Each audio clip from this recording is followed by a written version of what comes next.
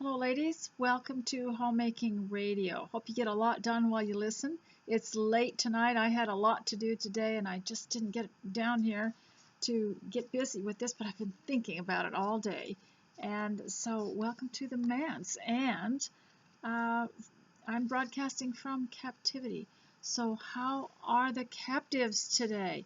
I talked about that in my recent video before this and decided that although the state thinks that it has us in captive, it's really the only thing that we are allowed to, as Christian, to be captive of is our Lord and Savior Jesus Christ. So we're captives of Christ because whoever has captured your uh, life is the one that you have the loyalty to and the love for and who you will serve. So remember that. Even the Apostle Paul said he was a prisoner of Christ. So really, we're here on God's errand.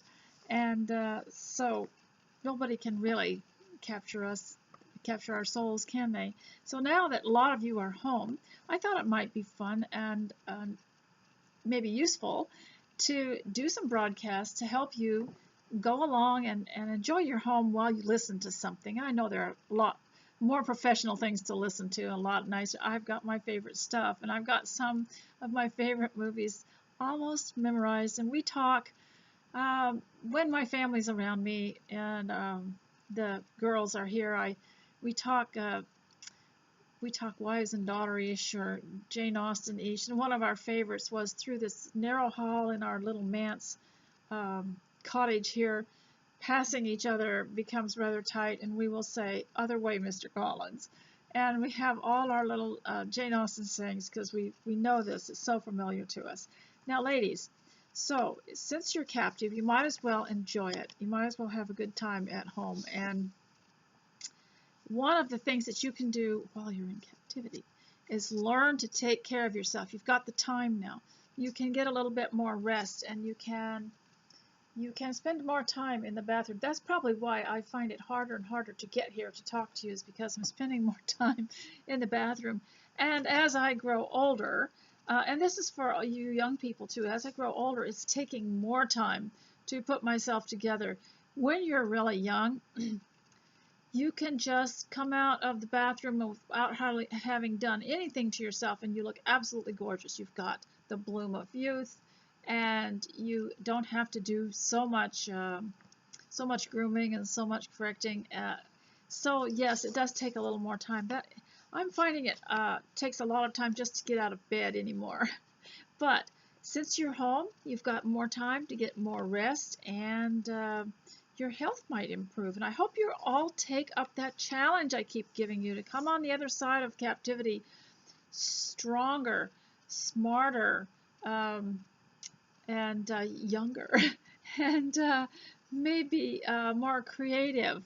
And when you look at some of the captives of the Bible, you'll find out how they use that opportunity to increase their abilities and their brain power. And you look at Joseph in Egypt, you look at Esther, you look at the Apostle Paul on the ship, and look at what they were able to accomplish. They always had a mission, and that was to serve their God, and also to be able to influence others for it. And um, they didn't keep quiet, did they, about their faith, even to their captives. You look at Daniel and the message that he gave, and many others.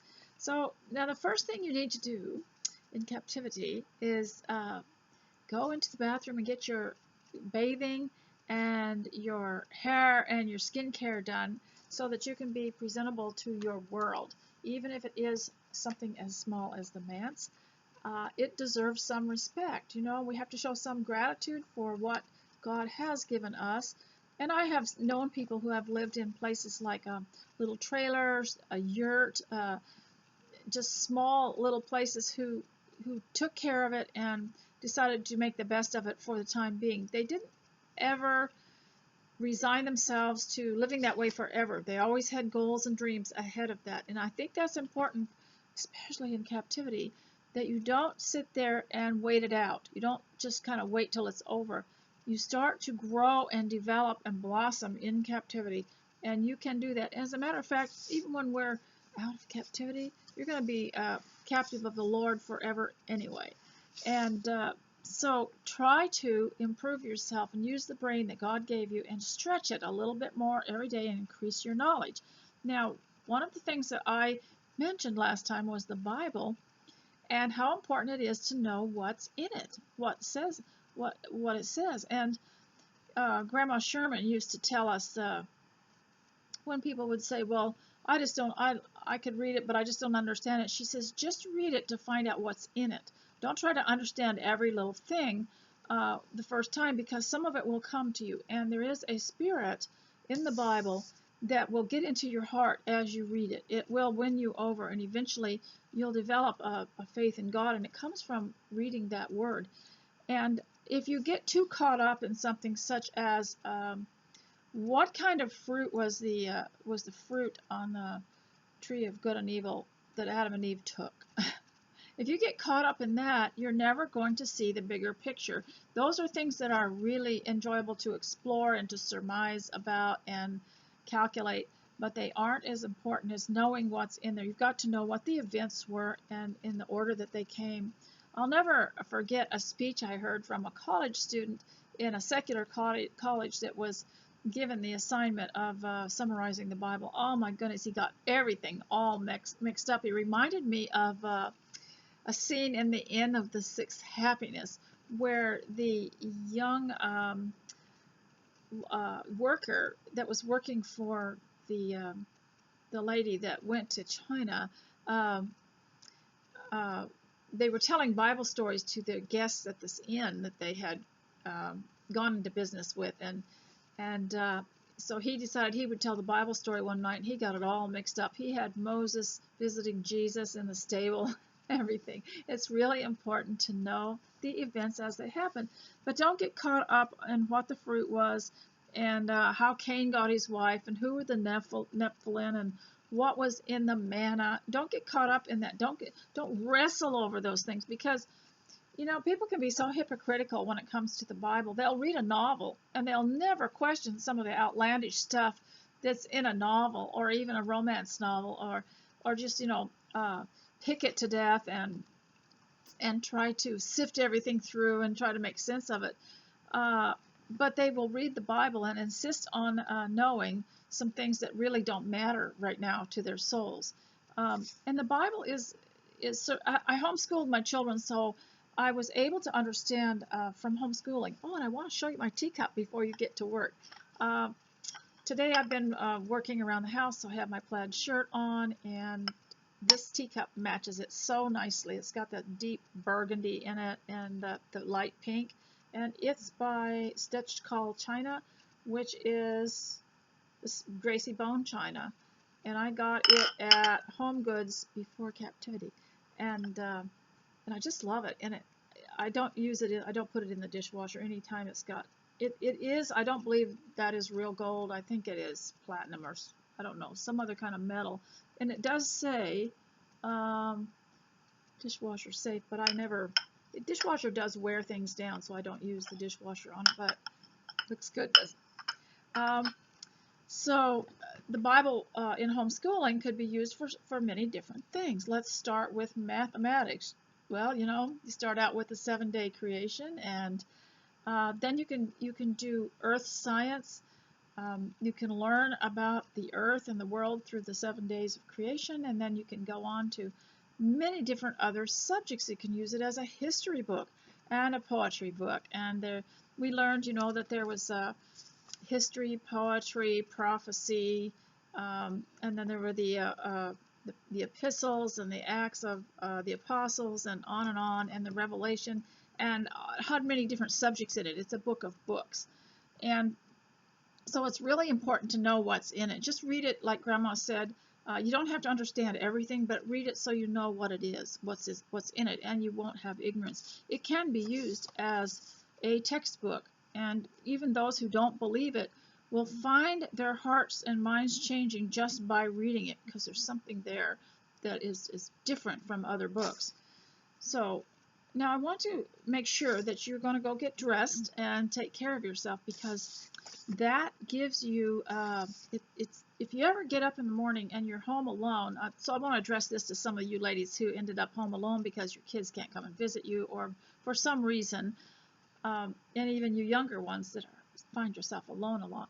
If you ever get up in the morning and find yourself restless and unable to focus on anything, go get yourself fixed up. I mean, really fixed, doll yourself up. And somehow, even if you only get one thing done, it does give you a sense of grounding and purpose, because it's a beginning and it feels good. I know what I use on my hair and face, and what I use in the bath, it feels good on me, and I always feel better. So that is the beginning of doing a good job at home, is to feel good about yourself. And I have a friend who does skincare demonstrations, and she sells a product, and she does it because she wanted to make women feel good about themselves. And I think that is very important for many women. Now, not everyone is the same, of course. And so I think it's also important, if you are home and then your family is around you, but you're still starting to feel this crunch, you're starting to feel the pinch of not having your this much interaction with your family, your friends, even with the shopping. I totally gave up shopping and started shopping online, and trying to get a little bit more done here without going out so much. And I think it's really important that you include something on your list. And I always mention a list because I think you should start your day with a list. But wouldn't it be better to make that list the night before and think about it, so that when you get up in the morning, you don't start feeling restless and kind of twisting and turning this way and that way, not knowing where to start? Wouldn't it be better to have that settled before you go to bed? Why don't you try that? Make a list and then see if you sleep a little bit better. See if you're not as discouraged when you wake up. One of the things that I have done recently is, besides ordering real necessities for my home and for the family, is I have been once in a while ordering something special for me so that it would come at the right time. And today, and I'd really recommend it to you, and I've told you about the Hoffman Media publications, that sometimes you can get them for $5 if they're older issues. They keep all their issues. I always wondered what happened to magazines that didn't sell on the book stand. Well, Hoffman Media keeps theirs and sells them to you at a discount, which makes sense, you know. Well, I did order a new one, and it's called Winter, and it came. I was up this morning, and oh, the weather was just awful, and I said, I'm through with you, Winter. I'm through with you. So I decided I was through with winter, and I put all the winter decorations away, and I just brought out anything that was springy. I have some fake florals and some colors that are springy, so because I've already done winter and I'm tired of it. So and it hasn't really been very grateful to me for paying attention to it. So I am having spring, but I did get this. I was looking out the window thinking, oh, I don't want to look at that. I close my curtains if the weather is dark, because I don't want to look at a black window. And I heard something on the table on the front porch outside the door, and I looked, and I had remembered I had ordered a magazine called Winter, and this is 2020. I'm trying to see what the date is, 2021. And so I was just thrilled with it. And Hoffman Media has very nice paper, and on the back they always have a beautiful picture. So if you have a table or a coffee table and you lay that down, it's so pretty, you know. And then of course it's full of yummy food and table settings and ideas. And there, I haven't seen this in years, fondue pots. Do you remember when fondue was the big deal and people would invite each other over for fondue? I remember that too. I haven't seen one of those in years. I never owned one. I would certainly like to try it someday. But then there's all this, and then here's something they have is a cocoa mud mask. Thing is, that would make me, the smell of that would make me so hungry I have to go in there and start baking. So I think I'd gain quite a bit of weight just putting it on my face. And then they have, of course, yummy salads. And then there's some interior I think there is some interior decor, not so much. There's a lot of floral arrangements here. Look at that cake with the fruit on it. So anyway, that really cheered me up. It was like having company to get that, and I didn't open it right away. I just laid it down by my chair and said I'm going to get dressed first, and I'm going to look at it after I have my hair done and my clean clothes on to give it some, I don't know, give it some ceremony. So we start thinking a little bit differently, don't we, when we're home alone? And one thing I'd like to talk about today is overcoming laziness. So for homemaking and home life, it is so easy if you're not used to being home. Now, many of us have grown up as homemakers. You know, our mothers were homemakers and we're homemakers. So it's not unusual for us to spend a whole day at home and not go anywhere. But it's hard for people who are just starting, and it takes about 3 days to get used to it, and then after a while you don't even want to go anywhere. But one of the things that's hard is overcoming putting something off and not completing things that you have planned to do. But of course, you know, because you're your own boss, you think, well, you write down something that needs to be done, and then you don't do it. That's not, I've been trying to teach myself some self-control, because you have to be self-employed. And for self-control, one of the ways to get it is to do something you're really not in the mood for, you really don't want to do, and you don't feel like doing it. That's a way to overcome laziness. And there was an old saying that I grew up with, which I probably didn't pay enough attention to, and it was called, never put off till tomorrow what you can do today. And people would say it, and just after a while, you don't really absorb it after you've heard something for a while. But they'd say, never put off till tomorrow what you can do today. Now, of course, there are some things that I have put off because I was just too tired and knew that my rest was probably more important than getting involved with a project that I had been putting off. So, and today, after I had got dressed, I saw that pile that I've been working on in the previous video that I spoke of, and I said to myself, I'm going to call a friend, and I'm going to talk to her, let her talk to me. I have no trouble getting other people to talk, and they're always wanting to talk to someone. And while she talked to me, I cleaned up that big pile of stuff. So that was very helpful. And she knew that I was doing this because she was cleaning up something too. So I asked her what she had done, and she asked me what I had done. It didn't take very long at all. So sometimes we'll look at things in the home, and it looks just enormous, like, oh goodness, I'm never going to get that done, so we don't do any of it. But what I started doing is I started picking up things on the outer edge of this pile and putting them away, and then pretty soon it just became easy. I just said, well, I'm going to clean this amount, and I just kept going. And so I wanted to tell you about that, give you some ideas of what you could do. And so I wanted to also encourage you, if you're a homemaker, not everything is about cleaning and sorting and putting things away and meal preparation or food preparation. Not everything is about that. I've got a pantry that I've got to clean out so I can, if I were to build a pantry, it would be very shallow, and the shelves on it would be that wide, so that when I opened it, everything I had in the pantry I could see, and there would be nothing layered behind everything. Sometimes I wouldn't think I had something, and I'd look and look and look. So I'd put that on my list and get it and find out I already had like 4 of them sticking behind something. So if I had to do a pantry, I'd do like a jelly pantry, old-fashioned jelly pantry, and everything would be in one layer in these shelves, because the pantry that I have is deep, and it's just harder to find stuff. It's just very difficult, not very convenient. And I think if you're a homemaker and you're home full-time, you deserve to have convenience. You deserve to have for everything to work. I want everything to work, and you don't want anything to break down, and you deserve to have things that work better for you.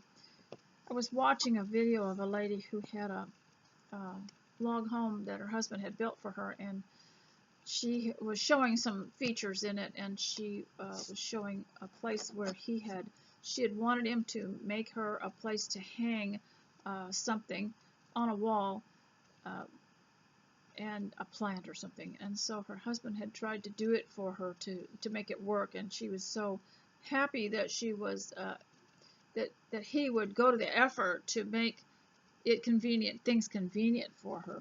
And as homemakers, we want things to be convenient for us. Now, one thing I encouraged you last time to do was to increase your brain power, to increase your knowledge, get to know what the Bible is. I studied a little Greek, not much, but I'm trying to increase my interest in that and learn a little bit more of the Koine Greek, of the original language of the New Testament, and to get to know, it gives you an extra dimension of understanding when you know a little bit. And so I mentioned, I might have talked to you about this before, but when I was younger, even as young as 8 years old as I can remember, when I knew my next birthday was coming up, I would always say to myself, I want to do something before I'm 9. Or when I was 16, I want to have accomplished such and such before I'm 17. And it could have been anything. It could have been a sewing project, a quilt, something like that, or something that I was writing, or any type of thing. I'd make goals for myself. And so here I am in my old age, and I'm making a goal before my next birthday of things that I want to accomplish. And I have quite a list, and so I'm really going to have to scramble to get all that done. I don't want to tell you what any of it is, because I don't want to disappoint myself and disappoint anybody else, so I won't tell you. But I do have goals before my next birthday, and I would really, really recommend that to you. When is your next birthday? Okay, write down some things you want to do before your next birthday. Do you want to lose some weight? Do you want to learn something? Do you want to have something organized? Do you want to get rid of something? Do you want to read something? So, there's just so many things. And I have found a book here. By the way, you're supposed to be working in your house and enjoying it while you listen. There's nothing to see here, but I just wanted to show you. I've been going through books, and I always smell them and make sure there's no distinct mildew on them or anything. That this was used, so I don't know where it's been.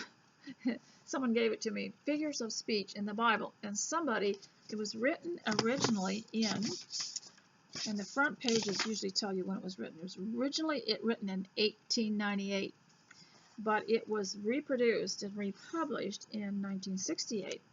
So someone back in 1898 went to all the trouble to write down all that he could find, the way words were used in the Bible for double meanings or to mean something else by, like, for example, when Jesus called Herod a fox. He just meant he had characteristics of a fox, rather wily, sneaky, and so that's what figured, irony, things like that. And so I've never read to you Paul's sermon on Mars Hill, and I won't read it to you now, but I noticed that there was a figure of speech here that they mentioned in Acts 22. So I wanted to read this to you out of Figures of Speech of the Bible. Actually, I was just going to get rid of this. I thought, well, I don't really use that very much. But I happened to kind of go through it, and I was smelling it and everything, and then I looked, and I had opened it up to this page, and I thought, oh, that's interesting. So I will read this to you. Okay, do you remember when Paul had been to Athens, and he was standing on a hill called Mars Hill? What a name, huh? Mars Hill. And he said, I see over here you've got these gods, and over here you've got these gods, and now I see there's an unknown God, and that's the one I want to talk to you about. And so they have something in here. I never thought of it as a figure of speech. But the first thing he said is, I perceive by looking at this that you're very religious. And so here is an example.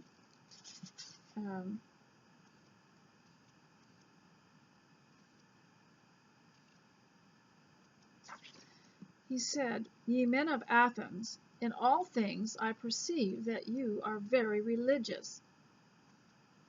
This has two interpretations, for they truly were very religious, and yet knew nothing of true Christianity. To say that a person is religious tells us nothing, for he may be a Buddhist, a Mohammedan, a Roman Catholic, or a votary of any other religious system, but it does not follow that such a one is in Christ and therefore a Christian. Now, I don't know where I read it. It said here, "We thus learn that Christianity is a religion, but religion is not necessarily Christianity." So when someone says, I used to be very uncomfortable with that. Someone said, "Are you religious?" Well, I'm religious about some things. I like to go in the morning and wash my face and brush my teeth. I'm very religious about that. It just means you're dedicated to that, and I practice it. But as a religious person, I don't think that a lot of people like to be called religious, but if they're a Christian, they want to be called a Christian. And so I like this little phrase. "We thus learn that Christianity is a religion, but religion is not necessarily Christianity." There are many religions. I just thought that was important. I might keep this, and that would have been a good one to have for homeschooling. But since my children are now homeschooling their children, and I can't teach them here anymore, so I'll just teach you. So that's your lesson for today. And now for those of you, I ran across another copy of this book here, and I've told you about it before, and it's called Man on Demand by Wayne and Emily Hunter. And we use this to help, it's to help young boys grow up and behave like grown-ups. It's to help them stand up straight, to dress right, to keep themselves clean, and also to keep their minds fit, and to watch their and how to speak, how to make introductions, how to behave, and how to keep their minds on things that are worthy and noble. And it talks about, it does it with cartoon form, which is really interesting. So if you are nervous about teaching your young man at home, you might just buy this and just give it to him, or just leave it open somewhere. And because the cartoons teach so easily, and children, if they do like to read and are attracted to cartoons. One thing we did, speaking of cartoons, one thing I did was I bought books on how to cartoon so that my children could draw cartoons. I don't know where they are. Maybe I'll run across those. It was how to tell a story with a cartoon. And so our kids knew how to draw cartoons, and they had their own newsletters, and they had the cartoon strip in them. And they were to teach, they were to portray a value of some kind, not just something, and some funny things, irony, that sort of thing. So it was on how to develop areas of development, and it was on things that, how to make choices between things that are spiritual and things that are shallow. And there was one cartoon in here, I really can't find it, but it's about a young man. He's walking past something that is, I don't know, tempting, and it could be smoking or drinking, some kind of vice.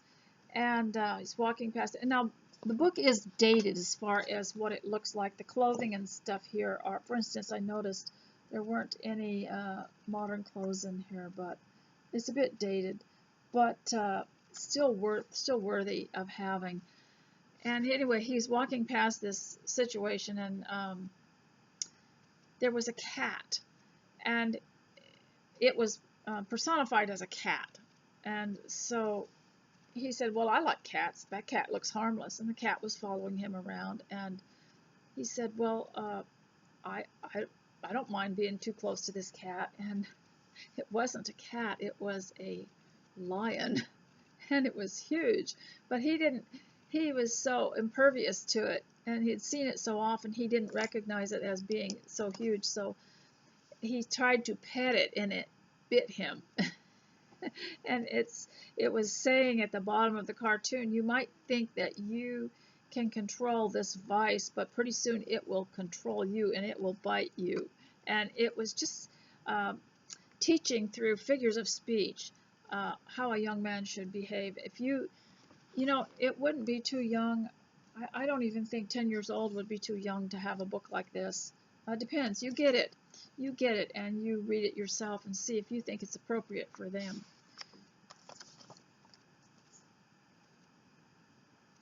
Now, I wanted to talk a little bit about business because a lot of you are now homeschooling your children, or you're home not knowing quite where to go with anything. And if you don't have children, but you still need to keep your mind strong and stretch it and exercise it. The Bible even talks about that. You need to exercise it. And so I wanted to talk to you about the difference between going to a school and actually learning and exercising your mind. When I was about 17, I was sent by my parents to a school that was called a business school. And actually, it was back in the olden days, and it was not really. When I got out, I said to myself, you know, I don't know anything about business. Absolutely, after spending time in that business school, knew nothing about business, because actually what it was educating young women to go to be typists for other people that were in business. So I never learned a thing about the business, and I did work for a while when I was really young in other people's business, you know, typing up necessary documents, and I worked for a lawyer, but I never learned about getting into a business myself, so it shouldn't have been named a business school. And it was all about, you know, I did learn how to do the math of, you know, the income and then the outgo and balance all that and do a balance sheet, but I never learned about business. I never learned how to have my own business, how to be self-employed. I only learned from that school how to go work for somebody else that had a business. And even when working for other people that have businesses, they often don't reveal anything to their employees about how to do this. And so when my children were younger, I taught them how to go into a business, and I didn't know. I just used my instincts. And so I would teach them a little skill, some little thing. Like I taught the boys how to shovel snow and how to shovel dirt and how to make a speech and how to teach a Bible lesson, and I taught them other skills about, you know, repairing things and you know, things around the house, and how to grow a garden. And then I taught them how to, after they learned how to do that, then they could make a business card and put some of those things on there, and then they could offer their services to anyone that needed help with that sort of thing done. And they actually made some money off of that, and one of them became a builder. And and they were all interested in all those things. And so you can learn by doing, but sometimes these schools will promise you everything. They'll say, well, are you out of a job? Well, take this schooling and this will help you get a job. But by the time you get out of that school, that education is almost obsolete, and the need for those skills have just moved on into something else. And so to put too much stake in that is you can end up spending a lot of money on a school when you could probably use the money to buy your own business or create your own business. However, one thing people have to understand, and I learned this from several books that I read on it, is that you have to be prepared to fail 1 or 2 times. I'm not ready to do that, but I think that people should know. So if you're homeschooling your kids or you're homeschooling yourself, get something to read about business that's honest, that's really down to earth, not some sales book that tells you to just think positive or anything like that, but just read a book about maybe someone who failed in business and who learned how to overcome it. So I think that's important. I just wanted to relate that experience I had, that I came out of something called a business school that didn't teach business. And sometimes you can go to a school, or even some people mistakenly think that school is going to show them how to live their life, and that when they get finished with this school, then they'll be okay. But that's not necessarily so. You can't depend on that. And So it's really important to keep your mind and to learn by yourself. Learn to learn by yourself. And it should be many different things. I'm reading some pretty heavy books right now, and a homemaker especially. I know there are people, these Titus 2 people, that teach that homemakers can only read recipe books, and they can only read books on how to be a better wife, mother, and homemaker. But you have to exercise your mind. You have to have something you can sink your teeth into. That, and I'm not saying that the homemaking books or the recipe books aren't intelligent, but you do have to have a variety. And I am reading some pretty heavy books. I have told you about some of them in the past because they keep my mind growing and active and alive. And I also need to know things of a political situation so that I can guard my home from it. And I'm a preacher's wife of almost 50 years. And I have been able to help a lot of people understand things that are going on when they understand the difference between globalism and communism and free enterprise. When they understand the difference between that, then they can start to see what is going on and what is the root of some of these problems in the political situation. And I don't have to constantly keep any people encouraged, because if you show them, and this is one of the things I liked about homeschooling, is it would show them in the book side by side. And I read some of it to you in one of, we had New World History and Geography and Old World History and Geography, and they always had a side-by-side comparison of different types of government, and showed you what God's role in all of it was, and how some of it went against biblical teachings altogether. And so I am reading some pretty heavy books, and Mr. S has always ordered a new one for himself, and I go in there like Gladys Aylworth did. Remember, she was working as a maid in a home, and she's the one that they made a movie out called The Inn of the Sixth Happiness, and she would go in and dust some books in this man's library, and she would take a book out and take it home and read it. And then when she came back, she'd have it under her shawl, and she'd stick it back in. So Mr. S, he gets these books in the mail, and they're always very deep. And so I notice where he puts them, and I go and get one and read it. And then before he gets home from somewhere, I stick it back in there. And so I want to talk to you about a couple of things about the art of hospitality and how hard it is to show it when you are a captive. But as captives, we still have avenues open to us. And I really think the mail is wonderful. It's curious, though, why the mail was never shut down, because those packages and those letters have been everywhere. They've been in people's homes, and they've been, who knows where they've been, but they kept the mail open, which I find quite curious. And so mail is really, really wonderful. And I do have something that my daughter sent me, but I'm not going to get it down this time, but it's absolute delight. And that's why I say order yourself something if you can possibly afford it. And since I'm not, going out and our expenses have kind of gone down, I have been able to afford a few more things. I'm not saying that our expenses have gone down as far as heat and light and that sort of thing, because they tend to go up when you're home. And that is one thing that is hard to get used to if you have been gone all day. And now you're home. Well, now your electric bill is going to be a little bit higher. Your heat bill, you're going to need more wood. Just the wear and tear on your home is going to be a little bit different. And so my opinion is that it's really important to keep your mind active, to keep things coming into your home that keep you stimulated and keep you happy. And I know a lot of people are really getting their houses fixed up, and that's nice.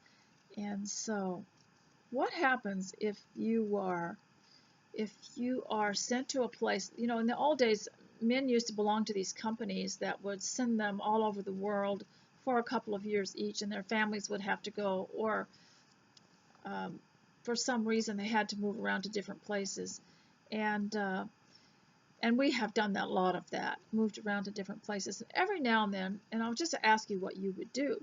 What would you do if you got into a place, let's say a church, and it wasn't your hometown, but you had moved there and you had to find a church, and you ended up in a place where the people of this area were not in the habit of being hospitable, they didn't understand hospitality, they didn't practice it. And a lot of times that would happen to us as we'd get in this little place that was kind of out of the way, and although the church was nice and everything, it could be very distressing, knowing that they had not developed these habits of hospitality. They didn't quite understand it, that it was necessary. You know, a lot of people will read Titus 2 and say, well, yeah, I get it. You know, women should be guarding and guiding the home. But they'll read about do not neglect to show hospitality to one another, and they absolutely don't get it. And I found it very fruitless to look up hospitality on the web, because it was always about hotels and restaurants and how you could get a career in hospitality, and that's called hospitality. But in the Christian realm, that's not what hospitality entirely is. A lot of it is just being able to greet someone and ask them how they are. And most people, I found in some of these smaller places where we went, where the church was, where people had not grown up in a church, and they were just fairly new to it, and they didn't have these customs. They had not been Christians long enough to develop these customs of showing hospitality, greeting someone who was new, trying to make them welcome.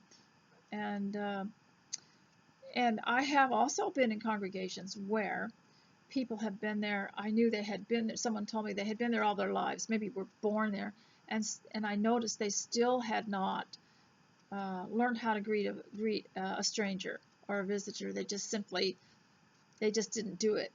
And what I found that was most valuable to me was just to accept that, because there are some people that just will never ever get out of their shell and will never ever ever learn to be like you think they should be. So what I decided to do in some of these places that we lived that were kind of out of the way was I just went ahead and did what I thought that I should do in front of God. I knew that I was responsible to be hospitable, and I knew that I should maybe speak to someone who was new and make them feel welcome.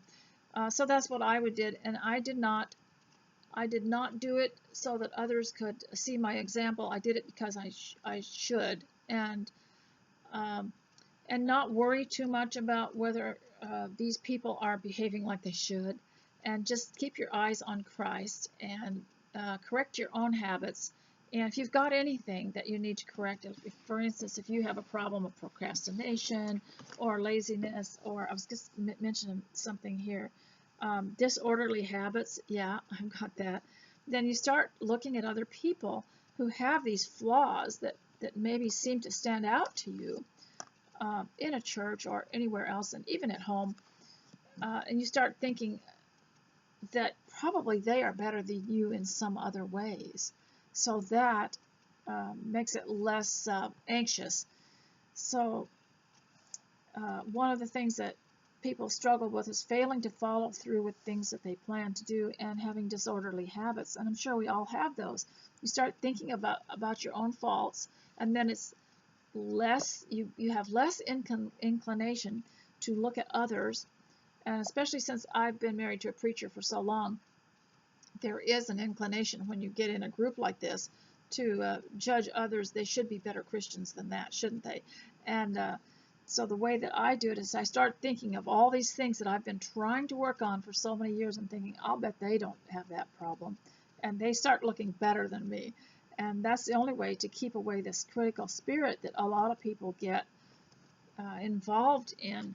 And always when someone gets their beady eyes on you and they seem to be critical of you, it's best always to encourage them to keep their eyes on Christ and not to watch everything that you do, because you're just a servant of Christ and you're not Christ himself. So I always was able to kind of temper temptation that people would have to focus too much on me. In fact, even today when I get critics on my blog or on anything else that I'm doing online, I will just say that I'm really glad we have a great God and that we have an example in Jesus Christ, and I hope they will follow Christ.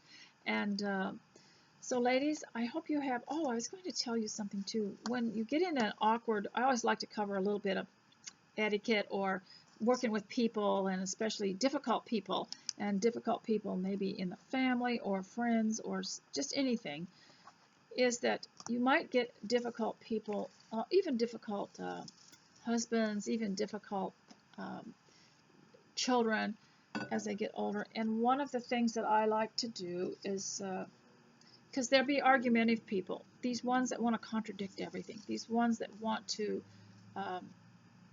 turn everything into an argument, these ones that are just very difficult and make life so unpleasant because they really don't know how to carry on a pleasant conversation. As remember Fanny in Sense and Sensibility, and when the conversation started getting a little bit heavy and sticky, and she would say brightly, tea. And no one could argue with that. They all would willingly get up and quit their conversation and go to tea. So what I like to do is, you get around a person who's always disgruntled and always arguing about everything, just contradicts everything, and they're just impossible to get along with. In fact, I used to kind of play games in my mind with them, wondering what they could possibly object to, next time I was around them, and find out no matter what I said, they could probably contradict it. If you said the sky was blue, they would say it was black. They would just contradict everything. And it's a very bad habit to get into, especially when you're young, because it can develop into a habit when you're elderly. And when you're elderly, it seems like some of these habits are more pronounced and they make you seem more cranky. When you're young and you're arguing, it just doesn't seem as harsh. But if you get in a habit of contradicting and arguing all the time, it doesn't suit you so well when you're older. When you're older, you're going to have to concentrate more on being a little bit more graceful. But what I like to do, I don't say tea, I say, what kind of pie do you want tonight? Now, years ago, I quit making things in one of these big pie dishes. It's so messy, and then people have to go in and cut another slice and then put the lid back on, and it's because I have so many descendants now, when they all come, there are almost 20 of us now, I've been making little pies like this, and that way everyone can just grab one, and it's individual. You don't have to cut anything. It's not messy or anything. So what I do is I change the subject, and I say, what kind of pie do you want? And then, of course, hardly anybody turns down pie. And I even have some that has just the ingredients of people on special diets in, and so they all will go to the pie and quit arguing. I don't know anybody that argues about pie, except maybe just the most hardened contradictor who has a profession of contradicting. So ladies, I don't think I have anything else. Let me just check my notes and I'll see.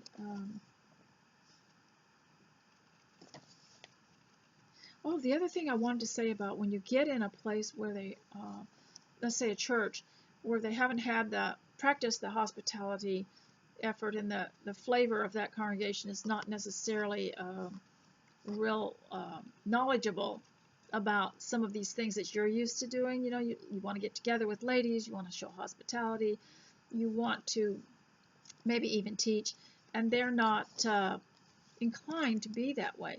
The thing that you have to be the most careful of, but it's the same with anything, it's the same with anything that you would be involved in that's social, is not to let their habits rub off on you. I don't know how else to say it. Don't morph into them.